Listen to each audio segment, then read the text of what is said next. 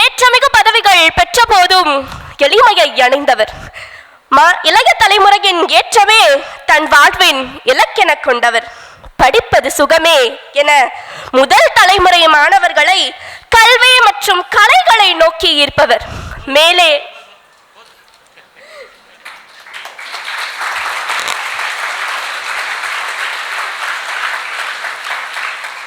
எனக்கே கூச்சமா இருக்கு.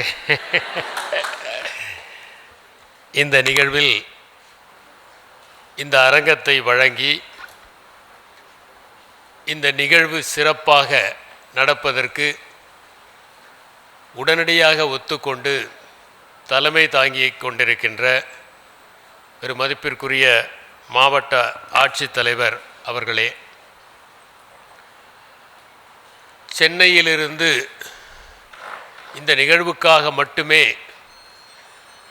2.5 மணி நேரம் பயணம் செய்து வந்து உங்களை எல்லாம் வாழ்த்தி இருக்கின்ற ஒரு மதிப்பிற்குரிய பள்ளி கல்வி இயக்குனர் முனைவர் கண்ணப்பன் அவர்களே, மாவட்ட வருவாய் அலுவலர் திரு வெங்கடேஷ் அவர்களே, முதன்மை கல்வி அலுவலர் நளினி அவர்களே, எழுதுக இயக்கத்தின் சார்பாக தன்னை முழுமையாக ஈடுபடுத்தி கொண்டிருக்கின்ற திரு கிள்ளிவளவன் அவர்களே, திரு சுகுமாரன் அவர்களே,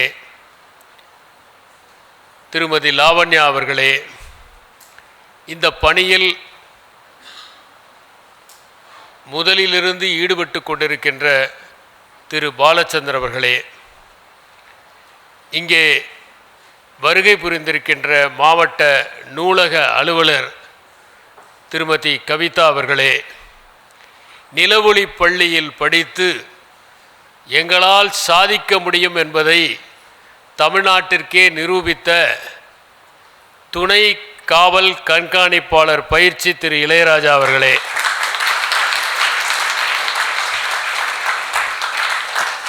இங்கே வருகை புரிந்திருக்கின்ற பெரியோர்களே, காஞ்சிபுரத்தில் முகமெல்லாம் மகிழ்ச்சியாக அமர்ந்திருக்கின்ற மாணவ மாணவியரே, உங்கள் அனைவருக்கும் என்னுடைய அன்பான வணக்கங்களை தெரிவித்துக் கொள்கிறேன்.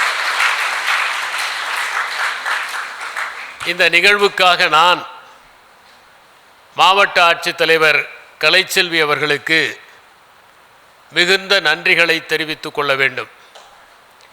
நான் அவர்களை தொலைபேசியிலே தொடர்பு கொண்டு எழுதுக இயக்கம் தன்னுடைய பயிற்சியை காஞ்சிபுரத்தில் தொடங்கவிருக்கிறது, அதற்கு நீங்கள் மாவட்ட ஆட்சியர் அலுவலகத்தில் கூட்ட அரங்கை ஒதுக்கி நீங்களும் கலந்து கொள்ள வேண்டும் என்கின்ற ஒரு வேண்டுகோளை விடுத்தேன்.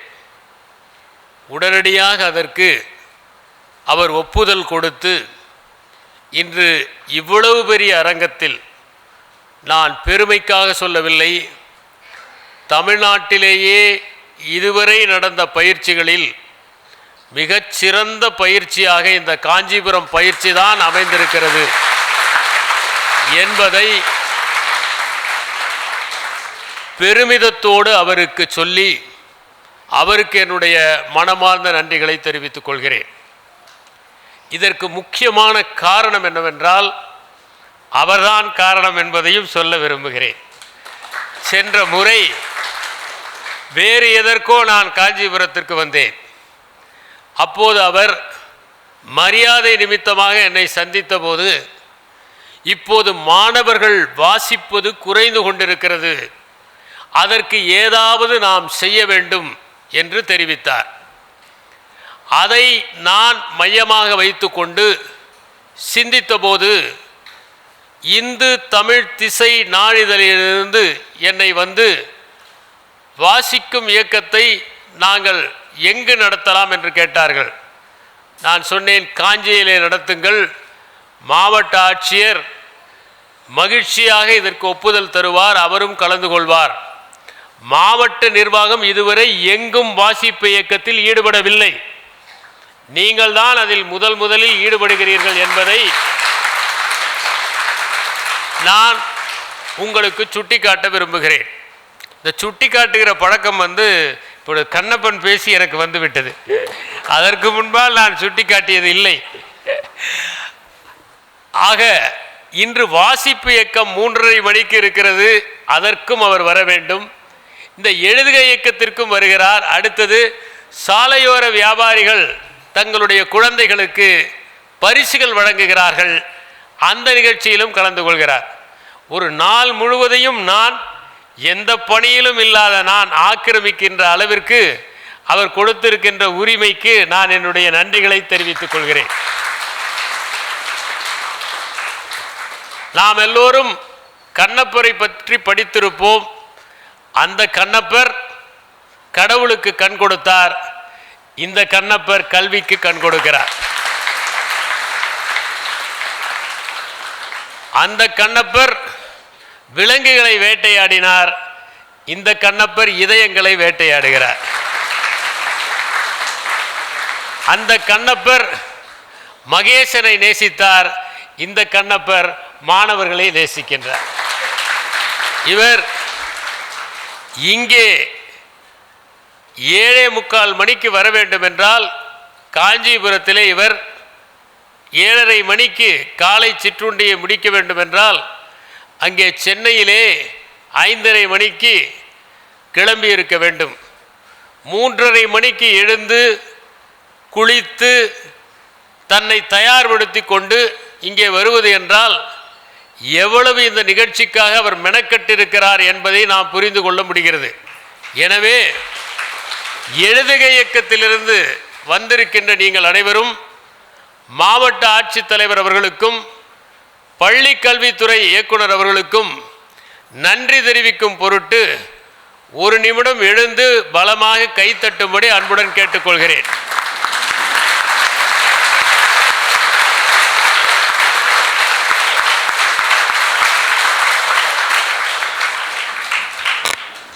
நான் ஏன் உங்களை நன்றி தெரிவிக்க வேண்டும் என்று சொன்னேன் என்றால், ஒரு மனிதனுக்கு இருக்க வேண்டிய உன்னதமான பண்பே நன்றிதான். ரோமாபுரியிலே சிசரோ என்கின்ற மகத்தான ஞானி இருந்தார். மிகப்பெரிய அறிவாளி. அவர் பேசினால் எதிரிகளெல்லாம் அவர் முன்னால் நிற்க முடியாமல் சிதறி ஓடுகின்ற அளவிற்கு வாதத் திறமை பெற்ற வழக்கறிஞர். அந்த சிசரோ குறிப்பிட்டார், ஒரு மனிதன் நன்றியுணர்வு இல்லாமல் இருந்தால் அவரிடம் எந்த நற்பண்பும் இருக்க முடியாது என்று. எனவே எழுதுவதற்கு முன்னால் நீங்கள் கற்றுக்கொள்ள வேண்டியது நன்றி உணர்வு. இந்த இயக்கத்தை மிகவும் சிரமப்பட்டு ஒரு பெரிய பதவியிலே இல்லாமல் எல்லை காவலிலே பணிபுரிந்து கொண்டு அவ்வப்போது இங்கே வந்து பலரோடு ஒருங்கிணைந்து நடத்திய கிள்ளிவளவன் அவர்கள் மிகுந்த பாராட்டுக்குரியவர். அவர் பெயர் கிள்ளிவளவன். ஏன் கிள்ளிவளவன் என்றால் பலருடைய இதயத்தை கிள்ளுகிறார், அதனால் கிள்ளிவளவன். தென்கட்சி சுவாமிநாதன் ஒருவர் என்கின்ற என்னுடைய நண்பர் ஆசிரியர்களுக்கு பெயர் வைப்பதை பற்றி சொன்னார். அந்த காலத்தில் ஆசிரியர்கள் மாணவர்களை அடிக்கலாம், நிறைய அடிக்க மாட்டார்கள், படிக்க வேண்டுமே என்று செல்லமாக அடிப்பார்கள்.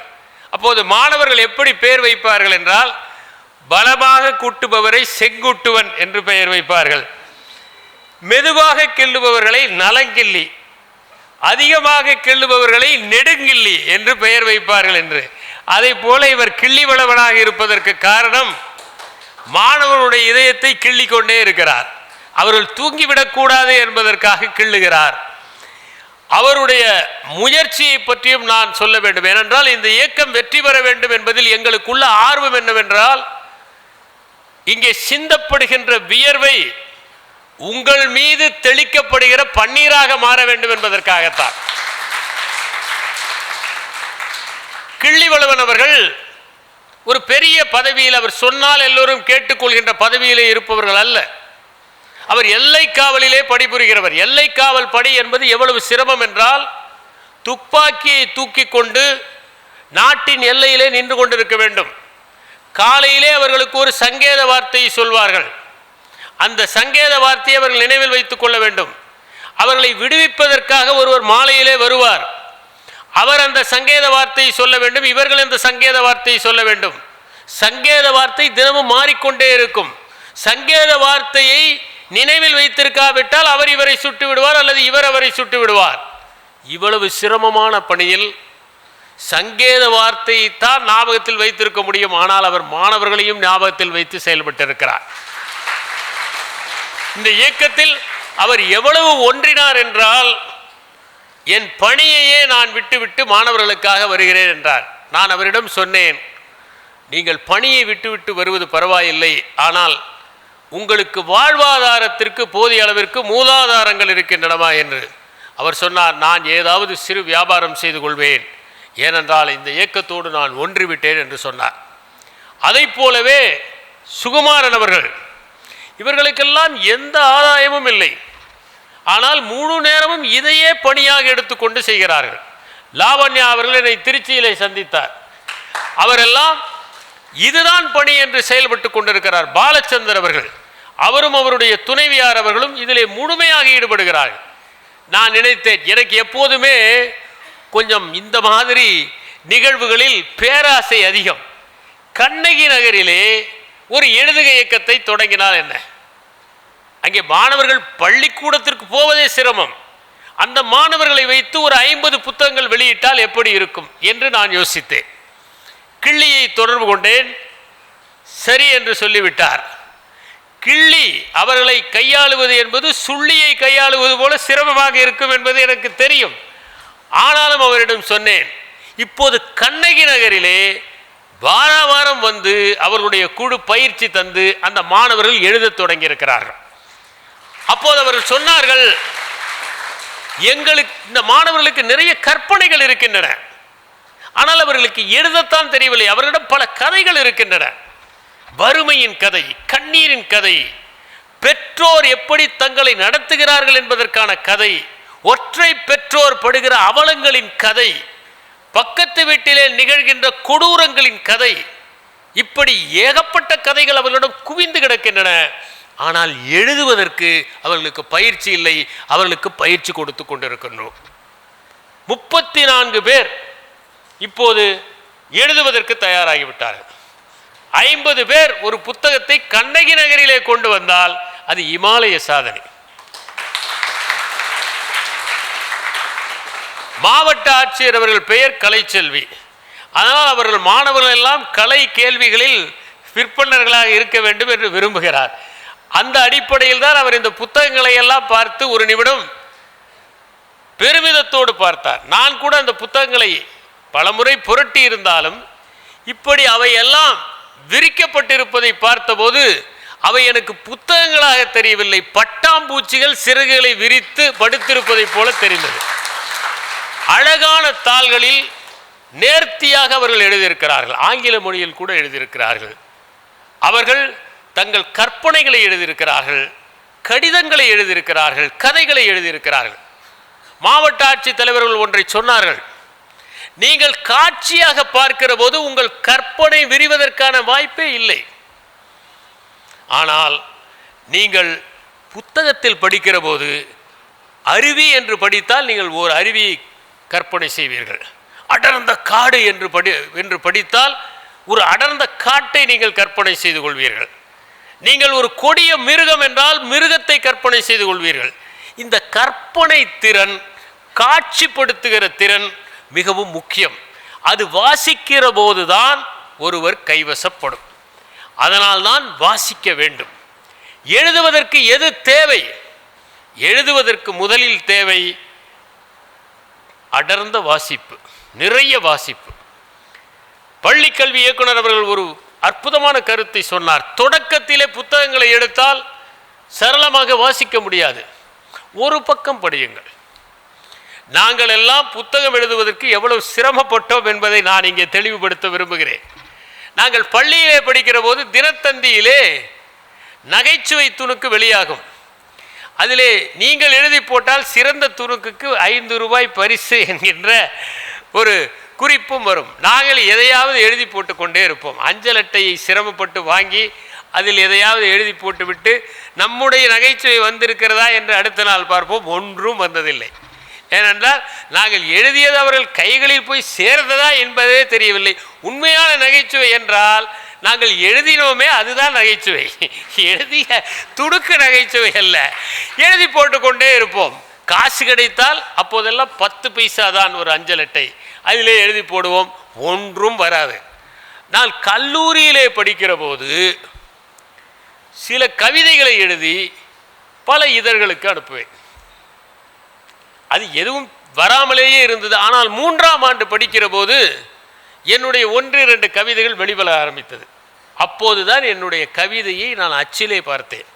அந்த அச்சிலே வெளியானதும் அதை தடவி தடவி பார்ப்பதில் அவ்வளவு ஒரு சுகம். திடீரென இரவில் எந்திரித்து அதை ஒரு முறை பார்ப்போம். அவ்வளவு சுகம், அவ்வளவு ஆனந்தம் அதை பார்க்கிற போது. பிறகு நான் கூடுதல் ஆட்சியராக இருக்கிற போது தான் என்னுடைய முதல் கவிதை தொகுப்பு கல்லூரியிலே எழுதிய கவிதைகள். அந்த கவிதைகளை எல்லாம் தொகுத்து பூபாலத்திற்கு ஒரு புல்லாங்குழல் என்ற புத்தகமாக வெளியிட்டேன். எனவே 30வது வயதில் தான் சிரமப்பட்டு நான் ஒரு புத்தகத்தை வெளியிட முடிந்தது. ஆனால் நீங்கள் பள்ளியிலே படிக்கிற போதே ஒரு புத்தகத்தை வெளியிட்டு இருக்கிறீர்கள் என்றால் அது எவ்வளவு பெரிய சாதனை என்பதை நினைத்து பாருங்கள். இது மிகப்பெரிய வாய்ப்பு. ஒரு புத்தகத்தை எழுதியவன் அதை புரட்டுகிற போதெல்லாம் தன்னை புதுப்பித்துக் கொள்கிறான். அதை பார்க்கிற போதெல்லாம் அவன் இன்னும் நம்மால் சாதிக்க முடியும் என்கின்ற உத்வேகம் பெறுகிறான். நீங்கள் எழுதிய புத்தகம் தான் உங்களுக்கு அடையாள அட்டை. என்னை பார்த்து ஒருவர் சொன்னார், எத்தனை நாளைக்கு நீங்கள் இந்த கையெழுத்து பிரதியே கொடுத்து கொண்டிருக்க போகிறீர்கள்? எனவே ஒரு புத்தகத்தை வெளியிடுங்கள், 4 பேருக்கு அதை கொடுக்கலாம், அப்போதுதான் நீங்கள் எழுதுவீர்கள் என்பதை தெரியும் என்று குறிப்பிட்டார். அதற்கு பிறகுதான் அந்த புத்தகத்தை நான் வெளியிட துணிந்தேன். ஆக ஒரு புத்தகம் உங்களுக்கு ஒரு முகவரியை தருகிறது. அதுதான் உண்மையான முகவரி. நீங்கள் பள்ளியிலே படிக்கிற போதே ஒரு புத்தகத்தை எழுதிவிட்டால் அதற்கு பிறகு ஒரு தாகம் உங்களை தொற்றிக்கொள்ளும். இந்த படிப்பது, எழுதுவது இவையெல்லாம் ஒரு விதமான தாகத்தை ஏற்படுத்திவிடும். இதுவும் ஒரு விதமான போதை தான், ஆனால் நல்ல போதை, நல்ல பாதை. இது உங்களை கெடுக்கிற போதை அல்ல. சில நல்ல போதைகளுக்கு சிலர் ஆட்பட வேண்டும். அப்படி நல்ல போதைகளுக்கு ஆட்பட்டு தன்னுடைய வாழ்க்கையை செம்மையாக ஆக்கி கொண்டவர்களை பற்றித்தான் இன்னைக்கு வாசிப்பு திருவிழாவில் நாம் பேசவிருக்கிறோம். நீங்கள் அனைவருமே தயவு செய்து 3:30 மணிக்கு வாருங்கள். அந்த அரங்கத்திற்கு வருவதை பற்றி கிள்ளி அவர்களிடம் சொல்லி அவர்களை துள்ளி வருவதற்கு ஏற்பாடு செய்யுங்கள். ஏனென்றால் அங்கேதான் நீங்கள் எந்த புத்தகங்களை வாசிப்பது என்பதை தெரிந்து கொள்ள முடியும். எனவே அது 2ஆம் பகுதி. இது முதல் பகுதி. மாலையிலே 3:30 மணிக்கு நடப்பது 2ஆம் பகுதி. இதற்கு பிறகு ஒரு இடைவேளை. அப்போதுதான் அங்கேதான் உச்சகச்ச காட்சிகளை நீங்கள் பார்க்க முடியும். வாருங்கள். நீங்கள் எப்படி படிக்க வேண்டும், எதற்காக படிக்க வேண்டும், எப்படிப்பட்டவர்கள் எப்படி படித்தார்கள் என்பதை நீங்கள் தெரிந்து கொள்ளலாம். அதனால் நீங்கள் வாசிப்பதையும் செய்வீர்கள். சரி, நாங்கள் எழுதுகிறோமே, இதனால் எங்கள் படிப்பு தடைபட்டு விடாதா? எங்கள் மாணவர்களுடைய கனவுகள் எல்லாம் வீணாகிவிட. மாணவர்கள் கனவு காண்பதில்லை. மருத்துவராக வேண்டும், பொறியாளராக வேண்டும் என்று அப்பாக்கள் தான் கனவு காண்கிறார்கள். அப்பாக்களின் கனவுகளை இவர்கள் தப்பாமல் நிறைவேற்றுவார்கள் என்பதற்கு நான் உறுதி கூறுகிறேன். ஏனென்றால் எழுத ஆரம்பித்தால் மனம் செம்மைப்படும், கவனம் சிதறாது. நான் காலையிலே இங்கே நடைபயின்று கொண்டிருக்கிற போது உங்கள் மாவட்ட ஆட்சியர் ஒரு வாசகத்தை எழுதி வைத்திருந்தார். நடைபயின்றால் நீங்கள் உடல் நலத்தோடு இருப்பீர்கள், புத்தகங்களை வாசித்தால் உங்களுடைய கவனம் கூர்மையடையும், பதற்றம் தனியும் என்று எழுதி வைத்திருந்தார். நீங்கள் புத்தகத்தை படிக்கிற போது உங்கள் கவனம் கூர்மையடையும். இந்த கவன கூர்மையை நீங்கள் பாட புத்தகத்தை படிக்கிற போதும் செம்மைப்படுத்திக் கொள்ளலாம். இப்போது வாசிப்பதற்கு என்னென்ன வசதிகள் வந்துவிட்டன என்பதை நம்முடைய பள்ளி கல்வி இயக்குனர் அவர்கள் குறிப்பிட்டார். ஒரு காலத்தில் புத்தகமே வாசிக்க கிடைக்காது. நாங்கள் எல்லாம் ஒரே கதை புத்தகத்தை 20 முறை படிப்போம். வசனங்கள் எல்லாம் எங்களுக்கு மனப்பாடமாகிவிடும். காரணம், வேறு புத்தகங்கள் இல்லை. அரிதாகத்தான் கதை புத்தகங்கள் கிடைக்கும். இப்போ அவர் குறிப்பிட்டதை போல அறிவுசார் மையங்கள் அங்கங்கே தொடங்கப்படுகின்றன, நூலகங்கள் இருக்கின்றன. நீங்கள் இணையத்திலே வாசிக்கலாம். பல பள்ளிகளில் செறிவான நூலகங்கள் ஏற்படுத்தப்பட்டிருக்கின்றன. ஆகவே படிப்பதற்கு புத்தகங்கள் கிடைப்பதற்கு தடை ஏதும் இல்லை என்பதை நான் தெளிவுபடுத்துகிறேன். எனவே நிறைய வாசிப்பதற்கு உங்களுக்கு இந்த எழுதுவது தான் பயிற்சி. சரி, எதை எழுதலாம்? எதையும் எழுதலாம். முதலில் நீங்கள் ஒரு நோட்டு புத்தகம் வாங்கி கொள்ளுங்கள். கிள்ளி எல்லோருக்கும் ஒரு நோட்டு புத்தகத்தை கொடுங்கள். அதிலே தினசரி படுப்பதற்கு முன்னால் அன்று என்னென்ன சுவையான சம்பவங்கள் நடந்தது என்பதை நீங்கள் எழுதுங்கள். நீங்கள் பார்த்த சம்பவங்களாக இருக்கலாம், கேட்ட சம்பவங்களாக இருக்கலாம், அனுபவித்த சம்பவங்களாக இருக்கலாம். இந்த சம்பவங்களை எழுதுங்கள். அந்த சம்பவங்களில் சில சம்பவங்கள் வாழ்க்கையே புரட்டி போடக்கூடிய சம்பவங்களாக இருக்கும், நேர்த்தியான சம்பவங்களாக இருக்கும். அது போன்ற சம்பவங்களை எல்லாம் எழுதி கொண்டே இருங்கள். தினசரி 2 பக்கம், 1 பக்கம் என்று எழுதுங்கள். அப்படி எழுதும்போது நீங்கள் சந்தித்த அனுபவங்களை எழுத தொடங்கினால் அதற்கு பிறகு அதிலிருந்து நீங்கள் ஒரு கதையை உருவாக்க முடியும். சாதாரணமாக ஒரு பேருந்திலே போகிற போது உங்களுடைய காதுகளை கூர்மையாக வைத்துக் கொண்டு கவனியுங்கள். ஜெயகாந்தன் அவர்கள் முண்டாசு கட்டி கொண்டு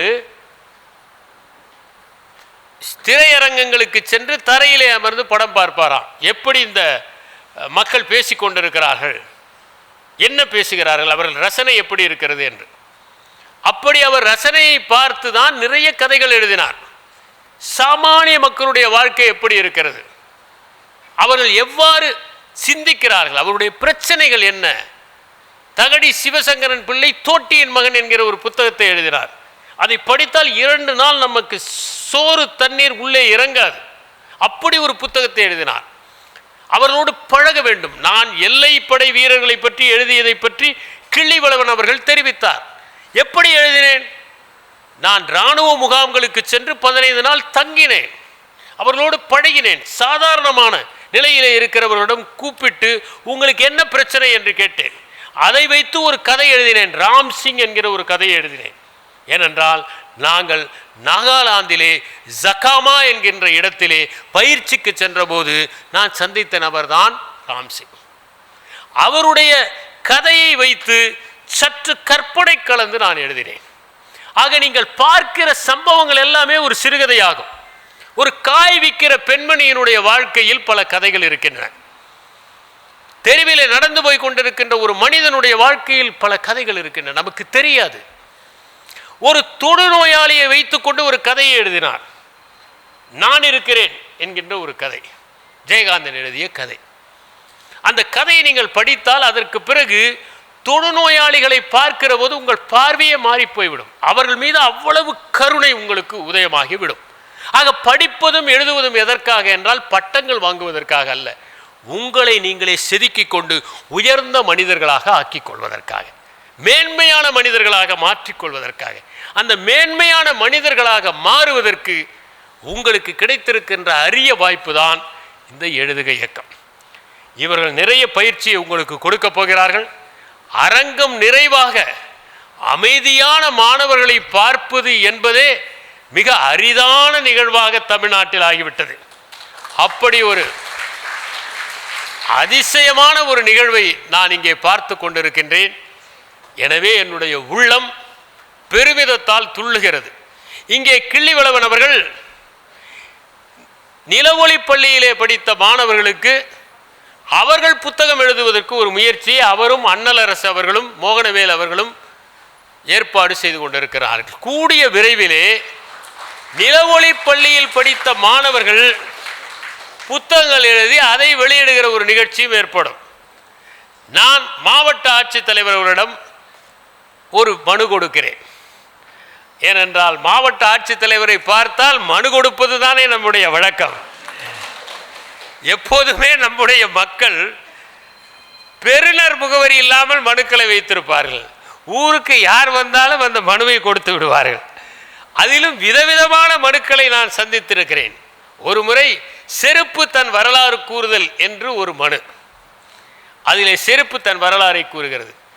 நான் செருப்பாக பிறந்தேன், நான் ஒரு இளைஞனுடைய காலிலே இருந்து பல்வேறு நாடுகளை சுற்றி பார்ப்பேன் என்று கனவு கண்டேன்.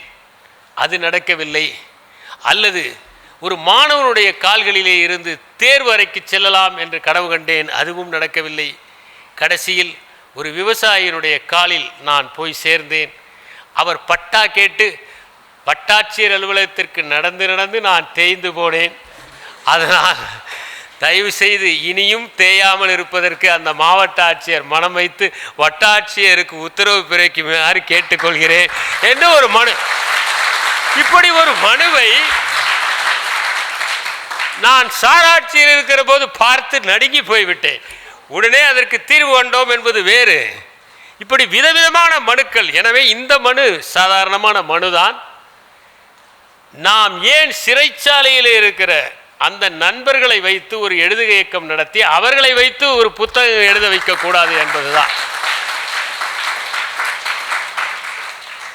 மாவட்ட ஆட்சித்தலைவர் அவர்கள் மனது வைத்தால் நடக்கும். நாம் எல்லோரையும் எழுத வைப்போம், எல்லோரையும் படிக்க வைப்போம், எல்லோரையும் மேன்மையாளர்களாக மாற்றுவோம் என்று கூறி விடைபெறுகிறேன். வணக்கம்.